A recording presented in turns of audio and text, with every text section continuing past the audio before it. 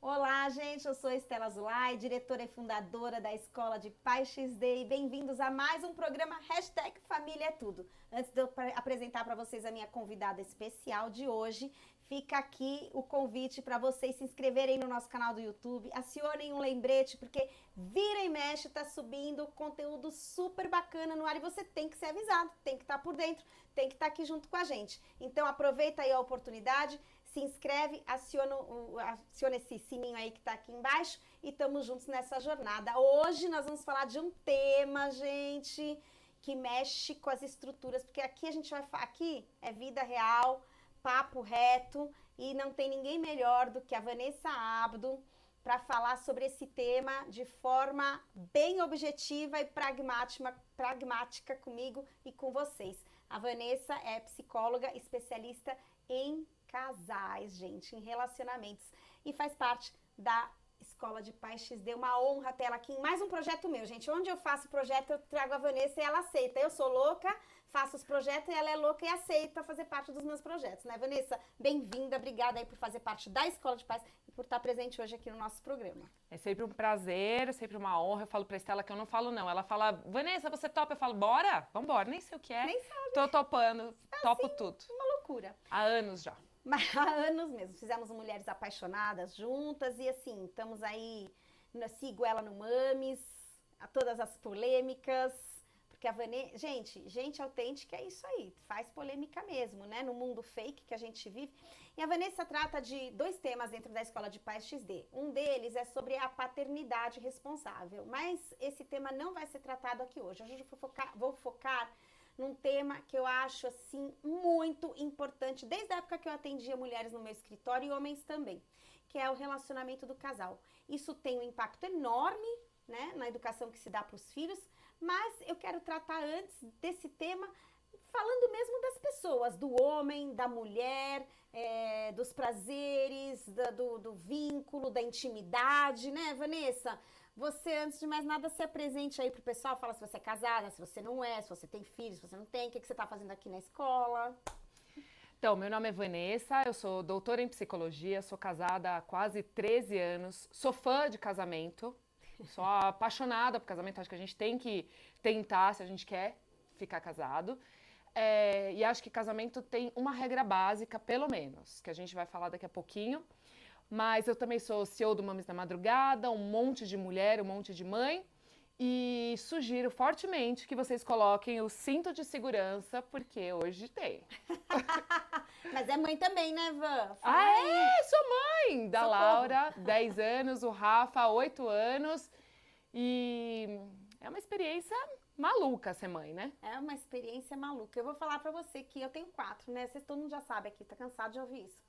Mas eu nunca sonhei em ser mãe, assim, eu não tinha aquele sonho da maternidade. Eu sabia que eu queria ter uma família grande. Mas engraçado que eu pensava na família grande, mas não pensava na maternidade. E aí ela aconteceu dessa forma com 4 filhos. E eu fui me virando, gente, aprendendo.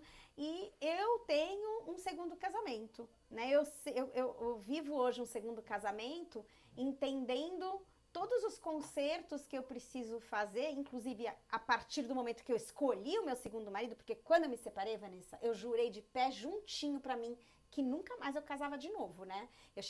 Chamei meu pai, minha mãe e falei assim, ó, expectativa zero sobre pressão, Estela, casa de novo, vai ficar sozinha, envelhecer sozinha, zero, porque eu não quero mais, nunca mais, nenhum homem compartilhando o meu banheiro, a minha cama, esqueçam. Uns 2 anos depois eu tava casada. Foi, foi por aí. Demorou um pouquinho, porque deu tempo que eu comecei a sair com o Frank. Pra gente casar foi 1 ano e 7 meses, não foi tão rápido assim, né? E eu falo que ele nunca me pediu em casamento, a coisa aconteceu assim. Ah, então vamos casar, então vamos. Mas, Vanessa, falando em divórcio, né? Já contando que eu me separei, a pandemia aí trouxe números alarmantes, escancarou uma realidade que a gente varria para debaixo do tapete, que são os relacionamentos, os relacionamentos fakes, né? Assim, como é que fala? De aparência, né? Casamentos de aparência. O que você tem para falar sobre o que a pandemia fez com a vida conjugal das pessoas? Infelizmente, a gente bateu recorde, né, durante a pandemia. Desde que se calcula o número de divórcios no Brasil, a gente nunca teve tantos divórcios quanto durante a pandemia. E aí as pessoas perguntam muito, mas por quê que as pessoas estão se divorciando? E aí eu pergunto pra vocês não tiveram vontade de se divorciar, quem tá casado? Lá em casa a gente pediu o divórcio 3 vezes durante a pandemia. Eu falava, gente, e eu gosto de contar que um dos motivos, todos eles eram igualmente bobos, mas o motivo maior foi o lixo. O lixo foi a causa do divórcio lá em casa. Porque eu falei pro Gui, eu tava trabalhando, ele trabalhando, criança, homeschooling, aquela loucura na minha casa, né? Como na casa da maioria das pessoas. Gosto sempre de lembrar que a gente tem uma realidade muito privilegiada, né? Apesar de reclamar e a gente se poder reclamar, porque não é porque a gente é privilegiado que não pode reclamar. E colocando isso em perspectiva, a gente teve que se virar com as crianças, trabalhando, eu continuo atendendo muito, absurdamente, muito mais do que sempre. E aí um dia eu saí e eu tenho péssima habilidade para cozinhar. Não é uma coisa que eu me orgulho, mas é uma verdade. Eu cozinho muito mal. Teve um dia que eu organizei a cozinha inteira, que eu falei, eu vou fazer um bolinho de carne. Porque se eu souber fazer um bolinho de carne, qualquer ser humano. Aí gravei, coloquei tudo organizado em cima da pia. Falei, vou mostrar para as mães como faz um bolinho de carne. Gente, Estela, eu vejo as suas postagens de comida, eu falo, como que eu posso ser tão inábil numa coisa? Não dava pra comer, era feio, não dava, era terrível, fiz uma suja, enfim, um horror. Mas no meio de manhã eu falei, Gui, não esquece de tirar o lixo, amor, já dei comida, já coloquei as crianças no Zoom, já não sei o quê, não esquece de tirar o lixo. Meio dia eu saí, dei um tapa pra fazer o almoço, Gui, não esquece o lixo. Às 8 da noite, a hora que eu saí do quarto, eu já saí. Não façam isso em casa, crianças, não façam. Eu tava virada, eu tava... Guilherme, meu lixo! Ele levantou furioso e falou assim pra mim deu, eu não aguento mais ficar casado. Deu primeiro, Jura? tira o lixo. Jura? Primeiro você tira o lixo. Se você quer ir embora, você primeiro tira esse lixo. Mas enfim, é verdade, aconteceu isso na minha casa, mas pra gente ver como a gente tava no limite. Né? Assim, uma coisa que, obviamente, a gente nunca discutiria pra ver quem ia tirar o lixo, né? A gente tava no limite e o que eu vi muito no consultório é a sobrecarga, carga mental, principalmente nas mulheres, né? As mulheres ficaram muito carregadas. Os homens, na sua imensa maioria das vezes, continuaram com a sua rotininha de casa, trabalhando e tal. Eles não percebiam que eles tinham que realocar os próprios recursos para colaborar com o funcionamento da casa, fazer a parte deles, não é favor, né? E as mulheres muito cansadas, trabalhando muito, cuidando das crianças no homeschooling, aprendendo e tal. E no fim do dia, o camarada quer o quê? Quer o tchaca, quer namorar. É todo dia essa função. E a mulher falando, gente, a mulherada com os cabelos, com as raízes, algumas definiram que é isso que elas querem na vida dela, tá bom. Mas as outras não se reconheciam com aquele cabelo, não se reconheciam com aquele pijama, né? Porque a gente começou a trabalhar só com o pijama embaixo. E o cara, disposto. Gente, quem que tá disposto pra isso? Só homem, né, gente? A maioria absoluta eram os homens. Quero falar, usar de tudo isso que você falou, tem várias coisas pra gente discutir aqui. Primeiro, eu quero que você fale rapidamente, e depois a gente passa para os temas mais direcionados mesmo. Qual é o impacto que tem a relação do casal na educação dos filhos, Vanessa? Porque as pessoas acham que filho não vê, que filho não escuta, que filho não sabe o que está acontecendo, né? Os pais acham que filho é cego, surdo, né? E não sente... Muitos casais, às vezes, brigam, quebram o pau no quarto e saem do quarto como se nada tivesse acontecido, não conversam sobre aquilo com os filhos, né? Então, assim, qual é o impacto que tem? E mantém, às vezes, um casal... fala, eu tô casado em nome dos meus filhos. Né? É essa parte, assim, em nome dos meus filhos eu me separei. Porque eu não queria que meus filhos crescessem num ambiente em que simplesmente não existia mais amor, né? Onde não existia realmente uma relação marido e mulher, e eles iam ter aquela referência.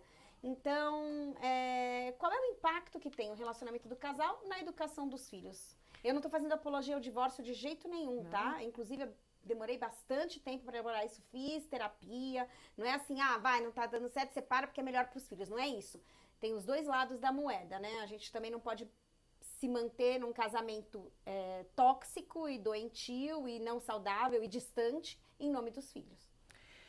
Eu acho que você colocou um ponto importante que eu vou pedir ajuda aqui para o nosso mestre Freud. Embora eu não seja freudiana, acho que ele tem uma colaboração importante. Acho que uma coisa que as pessoas não comentam muito é a importância da saúde mental individual e do casal por uma razão muito simples. Vou dar um exemplo, vou exagerar para ser didático e vocês colocam aí na realidade de vocês. Seguinte, quando a gente se comunica, a gente tem uma comunicação consciente e consciente. Então eu falo, a Estela está me entendendo. Mas a gente também tem uma comunicação que é inconsciente.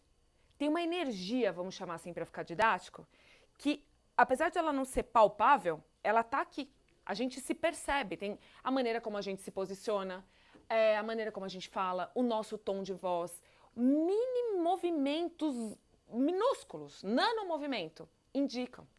Então, conforme a criança está ali, naquele ambiente, em apartamentos às vezes pequenininhos, ali, um apartamento, todo mundo naquela casa, apertado, não sei o quê, é mais enlouquecedor em alguns momentos você fingir que aquilo não está acontecendo. Então, como enlouquecer uma criança? Falando de saúde mental de família.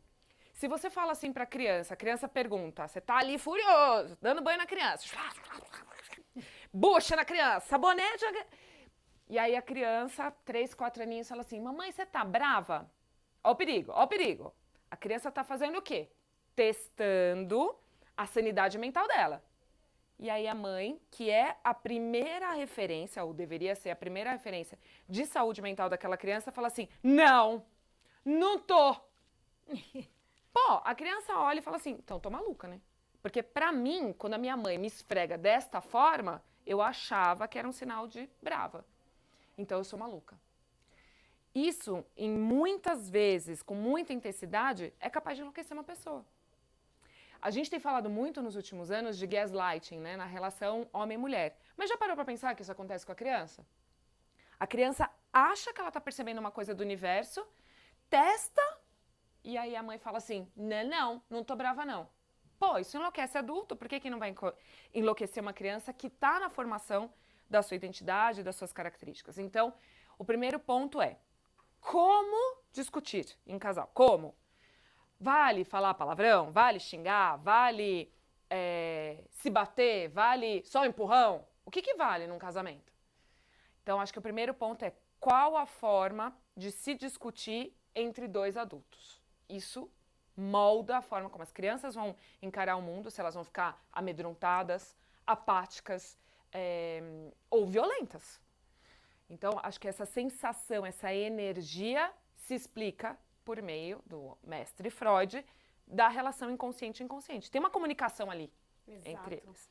E aí, Vanessa, a sua sugestão é, aconteceu, explodiu-se, o casal não se comunicou como gostaria, brigaram, teve palavrão, teve um abuso, grito. E aí, como é que faz depois? Finge que nada aconteceu? Retoma, né? Quando a criança... mamãe e papai brigaram. Eu acho importante dizer, adultos brigam e adultos se desculpam. Criar esse mecanismo de desculpa entre os pais com a criança ajuda também a criança a reconhecer que quando ela erra, ela também pode pedir desculpa. A melhor forma de ensinar uma criança a se desculpar são os pais, os próprios pais, serem modelo da desculpa. Então, olha, mamãe e papai brigaram, não foi legal a forma quando a gente brigou, adultos divergem, adultos brigam, sempre pensando um pouco na idade da criança. E adultos perdem o controle às vezes, e é isso, não somos perfeitos, né? É isso. Importante a gente dizer que liberar também um pouco essa situação, que assim, tão tóxico é um casamento que é muito violento, que é muito doente, quanto uma família que também coloca, como você disse, embaixo do tapete. É enlouquecedor igual. É enlouquecedor igual. Que finge que tá tudo bem, família doriana, nós não temos problemas. E eu falo, Vanessa, uma mãe infeliz. Ainda tá aquela mãe que fala, eu não trabalho mais, eu me dedico aos meus filhos, mas ela tá com raiva daqueles filhos o dia inteiro dentro de casa, se sentindo frustrada, se sentindo subutilizada, não reconhecida. E aí não adianta nada aquela dedicação total a você, né? Tipo, não tá bem. Então, uma mãe feliz, e pai também, mas principalmente a mulher, né? Assim, se você tem uma... O mais importante é a mãe estar feliz. É alicerce, né? É alicerce, assim, é muito alicerce. Não querendo ser machista de forma alguma, tá? Inclusive, gente, tem entrevista aí que vai ao ar em agosto, Dia dos Pais, falando sobre o machismo, a masculinidade e tudo mais. Não é essa a ideia. Mas, Vanessa, voltando aqui para a relação do casal, né? Então você estava falando que a mulher, a tal da sobrecarga, né? Tripla função, trabalha, filhos, e etc e tal. E aí chega a noite e o marido quer ter relação íntima. Vamos chamar assim, né? De relação íntima. Não vale o tchaca, relação Em íntima. relação íntima. Porque, na verdade, o que é o sexo, né? O sexo, ele é a intimidade, é quando o casal cria uma intimidade a mais. Óbvio que você falar, saber se comunicar, poder se sentir à vontade para falar o que você pensa, ser quem você é, isso é um nível de intimidade, mas o sexo, sem dúvida, você como especialista me fala, né? Mas é a minha imagem, é o que eu vejo sem ter nenhum aqui conhecimento técnico, eu sendo especialista, mas eu acredito que o sexo também é uma forma de criar intimidade. E ele muitas vezes é abandonado pelo casal de uma forma muito simples, né? Assim, tudo bem. Você fez recentemente um post que eu vi bastante gente falando lá, não, mas um casal, ele pode ser um casal sem ter nenhuma relação sexual. Não, ele pode, mas está faltando um pedaço ali, né? Vai estar faltando um pedaço importante do relacionamento. Onde está o prazer feminino, o prazer da mulher? Por que só o homem quer? A mulher não tem que trabalhar isso, ela não precisa disso, não faz bem para a pele. O impacto que isso tem na relação do casal, né? A falta do sexo, ou o sexo existir ou não. O quanto isso acaba impactando também nas crianças. Na psicologia a gente tem pouquíssimas regras, né? O psicólogo é o rei do depende. Qualquer pergunta para psicólogo é depende. Mas, de modo geral, se a gente for olhar enquanto terapia de casal, eu ouso dizer com propriedade que um casal em que ambos estão saudáveis tem que, olha o que eu estou dizendo, tem que ter sexo. É uma condição. Ah, depende. Não. Um casal saudável tem que ter sexo. Por quê?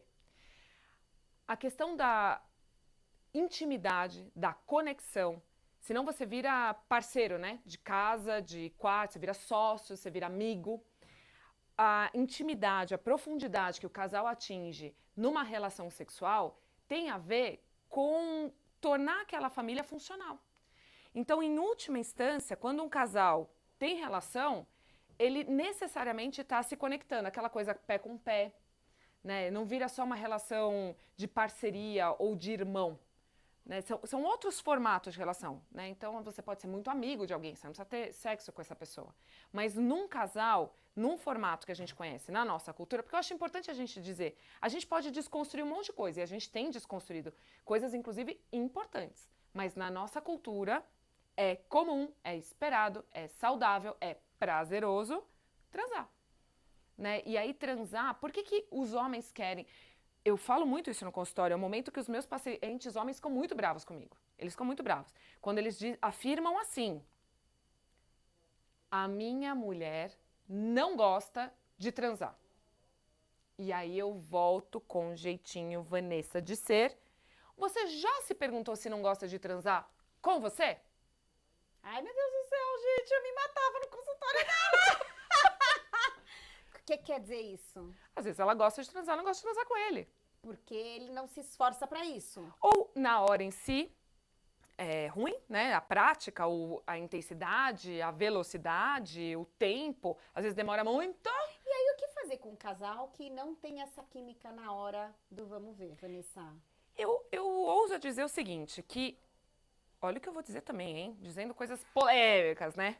Eu ouso dizer que... acho que não é polêmica, assim, faz parte da realidade, da vida de muita gente. A gente tem que falar disso. Do mesmo jeito que a gente acabou de falar de parentalidade atípica de uma forma muito aberta, por que falar desse tema tem que ser, assim, delicado? Não é um tema delicado, é um tema que faz parte do cotidiano, da vida de qualquer um, né? Assim, a gente fica adolescente, a gente quer beijar na boca, a gente casa, a gente quer ter, né? Quer ter filhos.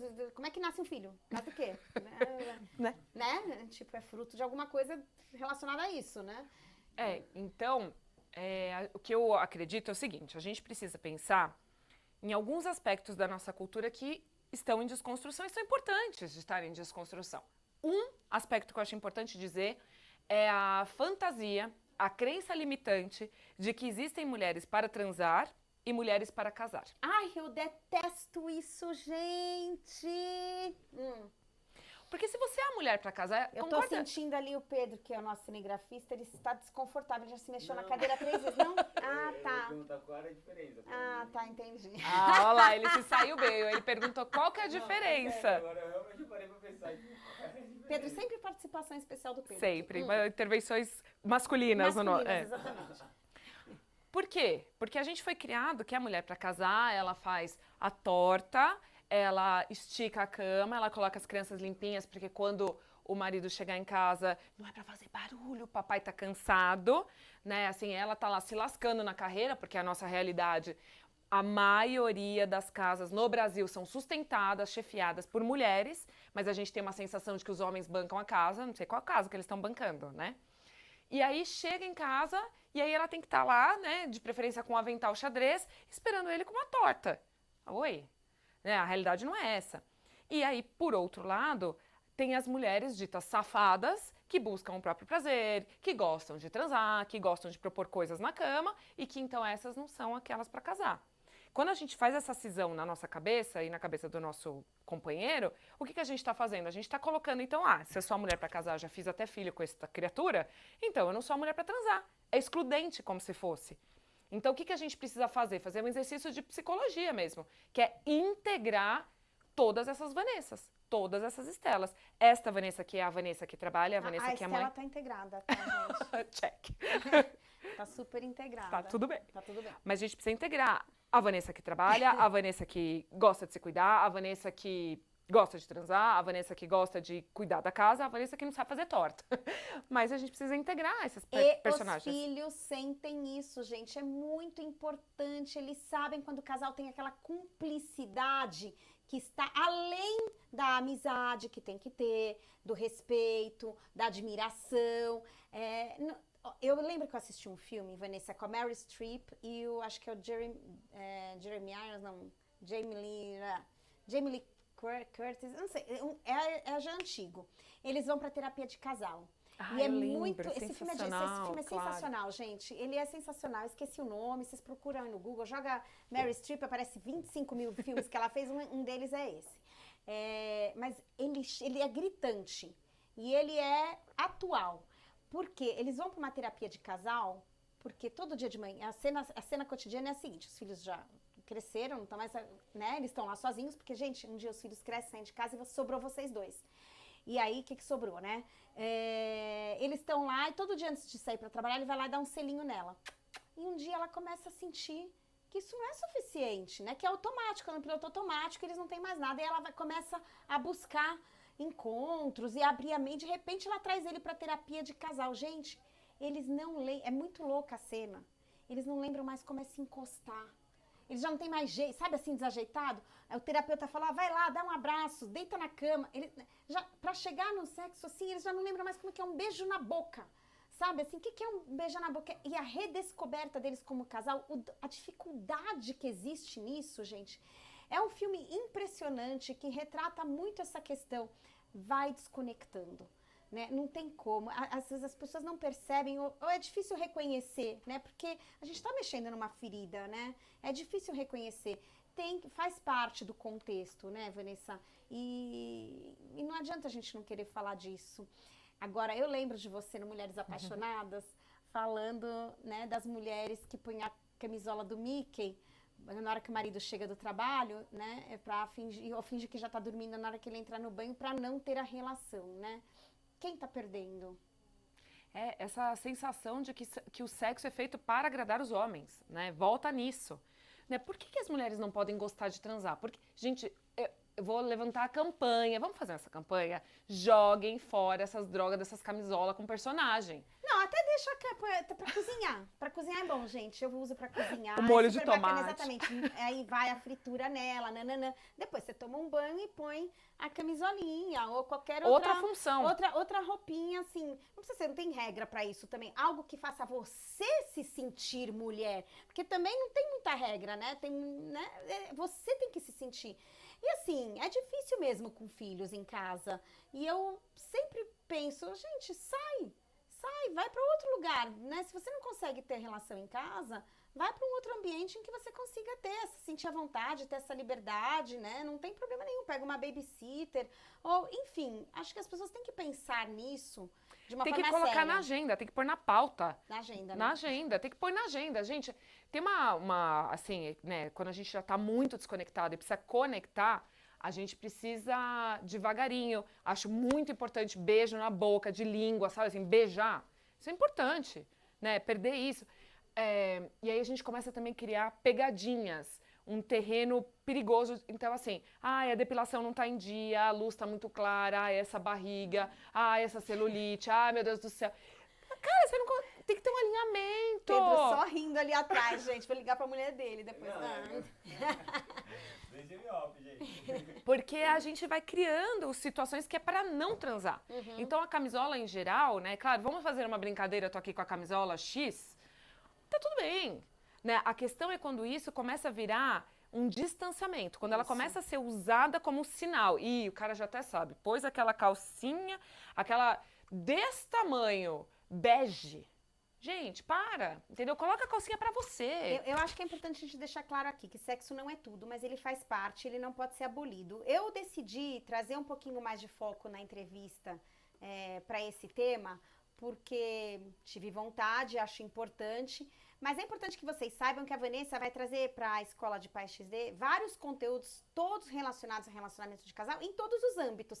Então, tem aquela questão também. Eu lembro que eu escutei de uma vez, eu estava em Israel e escutei de uma mulher palestrante, e ela falava assim: como a mulher vai te tratar entre quatro paredes, depende de como você a trata fora dessas quatro paredes, né? E assim, como você trata o seu marido dentro de quatro paredes vai refletir em como ele te trata fora de quatro paredes. É um ciclo vicioso, né? Então, eu acho assim que eu acabei trazendo foco para isso, mas o relacionamento do casal tá na comunicação, no abuso, no quem controla, né? Quem tá no controle, no abuso verbal, no abuso físico. Eu acho que a gente tem que... Vanessa vai trazer bastante coisas relacionadas ao relacionamento do casal, quanto isso impacta na educação dos filhos, trazendo vários olhares. Um deles é o relacionamento sexual, que a gente trouxe um foco aqui. Mas tem várias vertentes que compõem o relacionamento do casal. Inclusive, a configuração da mulher, que é o arrimo da família e que faz com que o homem se sinta, às vezes, com a autoestima mais baixa. Impacta na educação dos filhos. Então, é importante dizer que não é esse o seu tema, mas esse é uma pincelada de vários temas que você vai trazer aqui para a escola, né? Se eu puder dar uma dica final, não existe preliminar melhor do que lavar a louça. Por favor, arrumem a casa, cuidem da lição de casa dos filhos. Quer transar? Cuida da lição de casa das crianças, aos homens, no caso. Gente, vamos caminhando para o final, infelizmente. Vanessa, sempre um prazer ter você junto aqui. Eu adoro o jeito que você verbaliza, que você se coloca e a forma que você traz a sua experiência pessoal também, né? Eu acho que nada melhor do que o que a gente vive, as nossas dores. Passei por isso, a gente quase isso, mas a gente superou, a gente vai se virando e acho que a experiência, mais do que só o conhecimento técnico e didático, né? Ela traz uma riqueza muito grande para você se comunicar com quem está do outro lado aí. Então, antes de mais nada, super obrigada por fazer parte, mais uma vez, de um projeto assim que eu trago para esse mundo. Você ser integrante da Escola de Paz XD traz um peso, traz credibilidade, é uma honra pra gente. E super obrigada que de última hora você veio e gravou aqui comigo o hashtag Família é Tudo, porque, gente, família é tudo. E isso que a Vanessa trouxe hoje impacta bastante na família, que é tudo pra gente. Vanessa, super obrigada. Obrigada, pessoal, pela audiência. Concordo muito com a hashtag Família é Tudo e a gente se vê por aqui. Não se esqueçam de se inscrever aqui no canal, acionar o lembrete para vocês continuarem recebendo todos os conteúdos da Escola de Paz. Então, um beijo, até a próxima.